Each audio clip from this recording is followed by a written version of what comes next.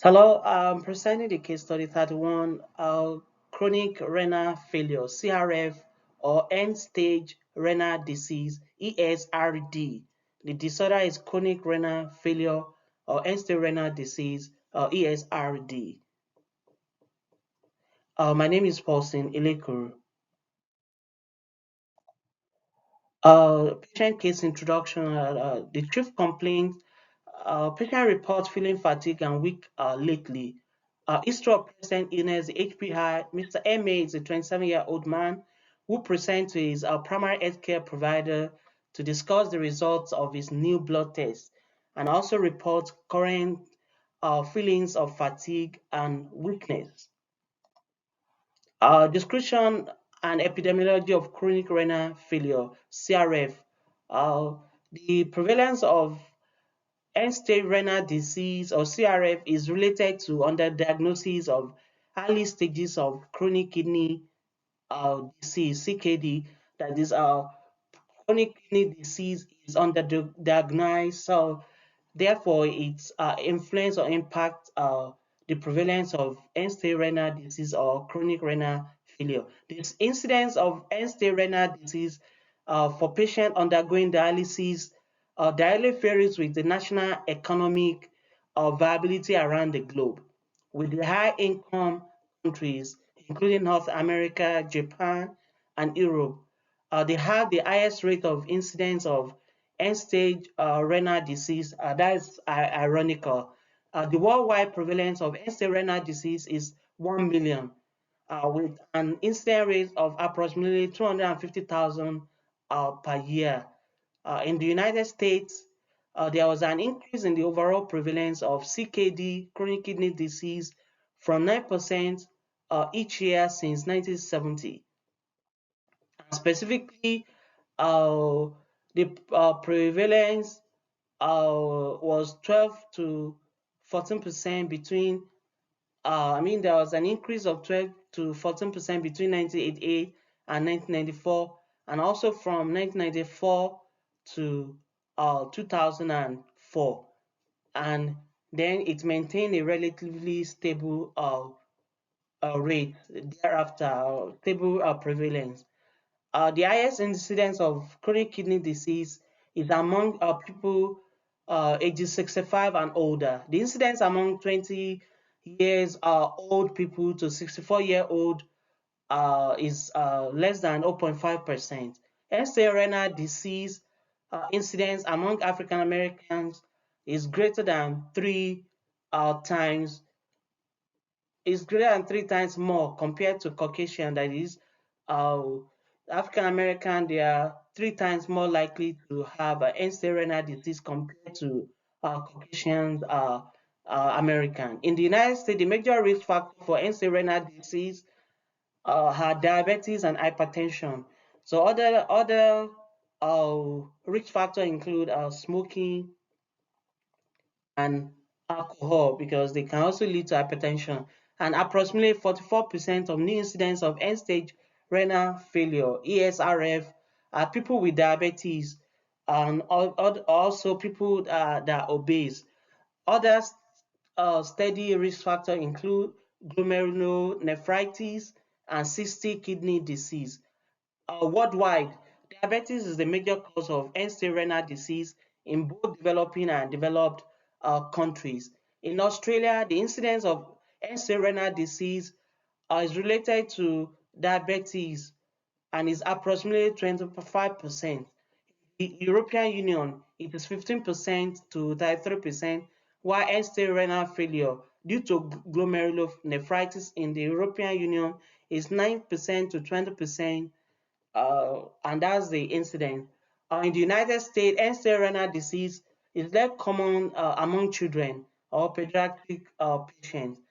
Uh, it decreased from 13 people million per million people in 2010 to 11 per million people in 2020.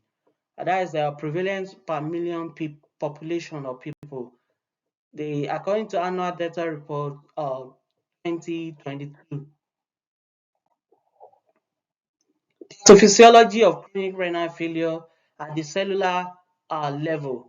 One, the kidney histopathology in end-stage renal disease reveals either no or slightest indication, if at all, of any resemblance at the initial disease. That is, chronic renal failure or end-stage renal disease does not seem to be the progression of CKD, even though it's a progression of or complication of CKD, but chronic renal failure, end-stage renal disease, histopathology or histology through biopsy does not really show any link between chronic renal failure and CKD because they show different histopathology. It appears that as a separate, it usually appears as a separate terminal disease all by itself.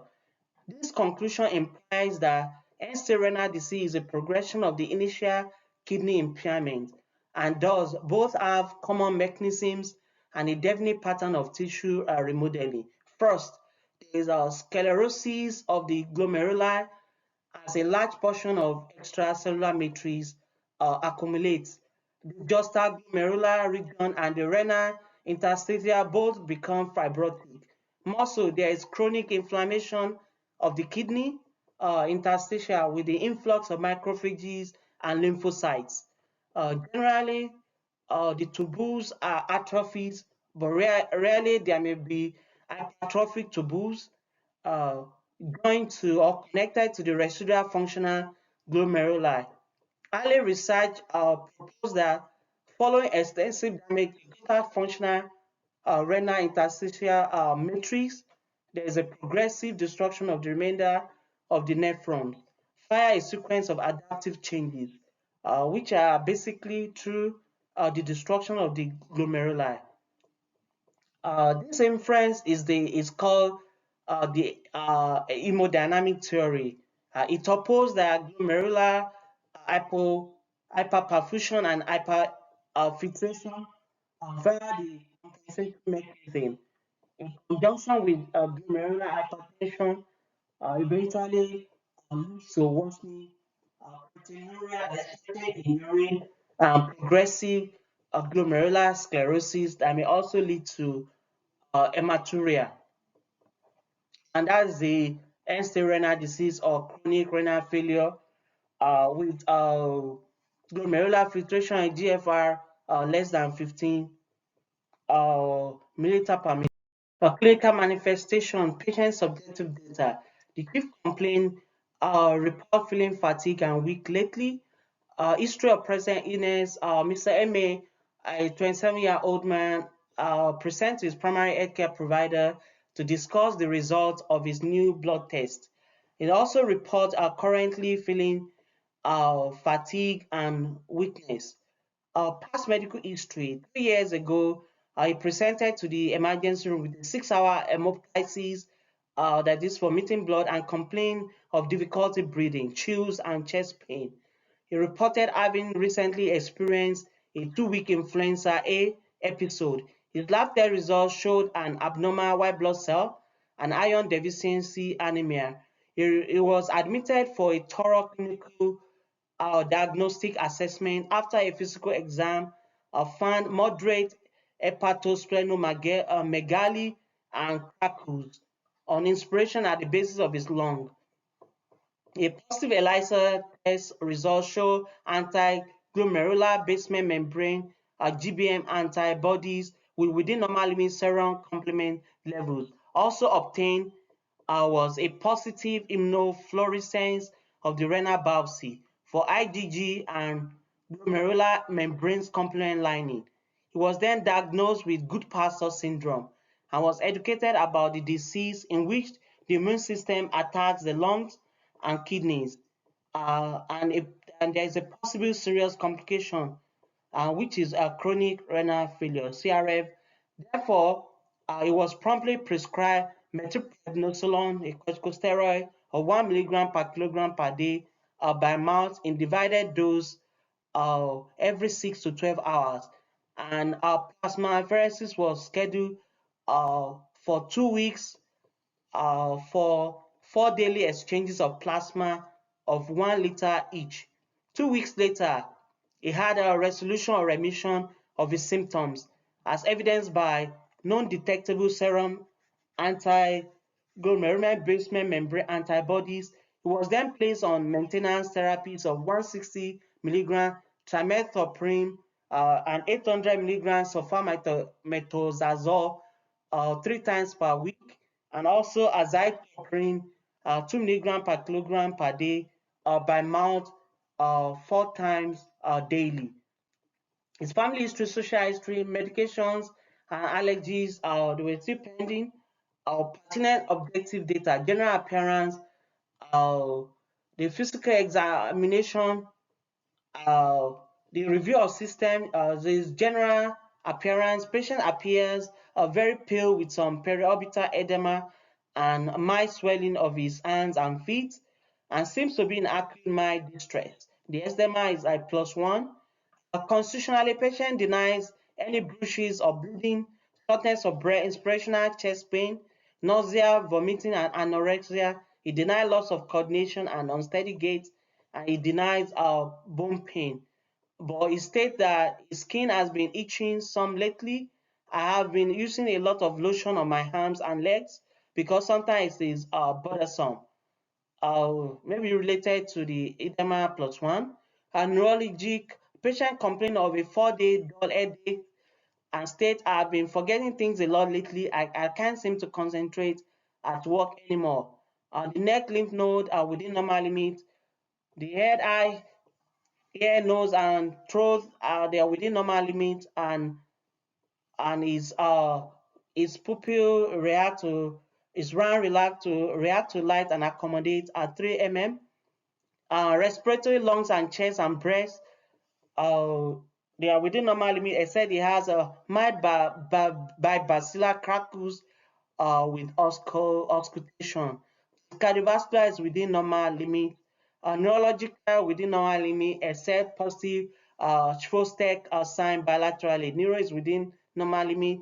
Lower extremity and upper extremity are within normal limit, except the hands and feel mild edema +1. GIG normal within normal limit. Musculoskeletal, skin very pale, dry with flakiness, no ecchymosis or purpura.